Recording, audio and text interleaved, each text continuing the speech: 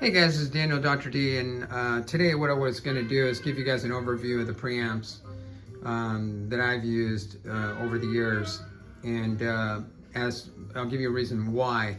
But the questions had come up a few times, so I thought it was worth discussing the preamps and the differences that they have, and I'll tell you about each one. This first one is Holger made for me several years ago, and this is called the Aretha. At Earhart, from Earhart Audio, and these tubes here are for the phono stage, and then you have these tubes here for the front end. The features on it I have, if you look, there's the phono stage is built into this. My understanding is he's no longer doing the phono stage or doesn't include it, but I'm not sure about that. I just heard somebody mention that to me. I haven't looked at Holger's site yet to verify that. Then you'll see there's treble and bass for, tone controls. I just like having tone control. I don't like not having the ability to make some kind of adjustment, and regardless of what the audio gods say or whatever. Tone controls, by the way, are making a comeback. They're, shit audio's got that Loki and the Lokius, and those are fabulous. I've used those in the past when I had the ship Freya. I did return to ship Freya because it was just, I found the top end to be a little bit too sparkly and overly analytical for my taste, and just a little bit rough around the corners from in my opinion, with my system. That may not be the case for everybody, so it just depends on what you're mashing it with. But for my system, I prefer these models, and that's why I returned the ship Freya. Then you got your balance. Honestly, if I could get this made again, I would not have balance even installed on the darn thing, because I just absolutely never use it, ever. And so I would probably just ask to not even have a balance on one of these things if it were me. I cannot tell you, the inside of this is a work of art. There's another guy, you can just go on YouTube and punch in Earhart Audio or Aretha, you'll probably find it. I think it's some guy in Britain or Europe. Anyway, he opens it up, and you can see like the internal walls are like this copper lining, and this is all these beautiful components that Holger uses. And this is just absolutely my favorite preamp of all time. It's just wonderful. That, along with these pass amps, and I'll get to those in just a moment. It's got two output stages on the rear, so you can hook up two different amplifiers if you want to, so that's kind of cool. And that's nice. I got the old-fashioned toggle switch. This is African Padauk wood, and it's just a nice natural finish. Absolutely beautiful preamplifier, and I love it. And something interesting, I'll just tell you, I had a turntable over here. It's underneath now, and what I found out is that I was using the Ship Manny phono stage for a while with my Aretha. Instead of, so to do that, I would hook it up to the auxiliary rather than to phono stage. So if you're going to use phono stage, you're using the dedicated phono stage that's in there. But interestingly, the turntable that's underneath here that I'm using is customized. And so what I did is the preamplifier is removed from it. It's a Audio Technica. And you get a lot more information in the signal path. And I actually got, with the needle I have, it's a little bit hot on the top end, meaning it's just a little bit overly analytical for my taste. I like a slightly warmer, rolled off sound. So I disconnected the Manny, and I used the phono stage from the Aretha instead, and voila, it's perfect. They just cancel each other out. It's beautiful balance. The Ship Manny is just like, it's like a $150 device. It's fabulous. I've compared it to other phono stages, and I just like it. It's really good. But if you don't match things correctly, you can sometimes get a little bit more detail than you want. And I'm not saying detail's a bad thing. It's just, you don't want to have too much of one thing. It's like taking treble and just like juicing it as far as you can go. And it sounds a little sizzly, when you get too much detail. So that's the Aretha, and you can go to Earhart Audio's website and check out the prices and the options or whatever that Holger offers with that. And I can't say enough. This is just absolutely an amazing preamplifier, and it's the one I recommend. And I'm going to tell you something else. There are very few preamplifiers on the market that have tone control. And I just can't imagine being without tone control. There's just some things that are a little hot on the top. You need to reduce it a little bit, you know, the top end a little bit, or maybe you might want to add a little bass or reduce it. Nothing's perfect, you know. It's never going to make, you know, it's not going to make recording a better recording or something like that, you know. It's what it is, but it does help, you know. It's pretty cool to have that. So this is the Pass M, and I've had this for several years as well. Now the parts in it are I believe distributed by Holger at Earhart Audio, and Kenny Russell at Fantastic Ventronics originally had built this for me. And you know, as usual, you can see all the beautiful wiring and work and everything that's done, and it sounds fantastic. I would say, you know, I'm just kind of going at this. This has like the most detail in it, but it's very subtle. It's not like a game changer. I wouldn't base a decision, you know, just on that. It's a subtle thing, you know. And then this here is a little bit more rolled off. And then the older one is even more rolled off than that.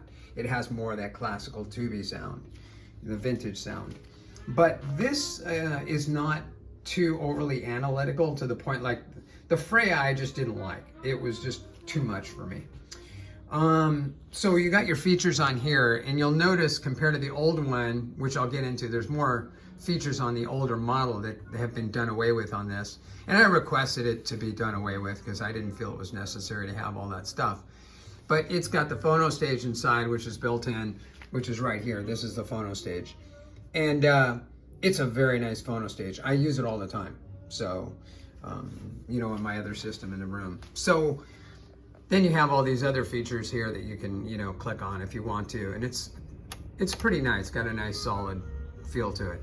Now, the interesting thing about this is they use two knobs. I never really understood why they did this. It's kind of weird. It's kind of inconvenient because you got to adjust both and try to line them up if you want to add treble or reduce treble, whatever it is.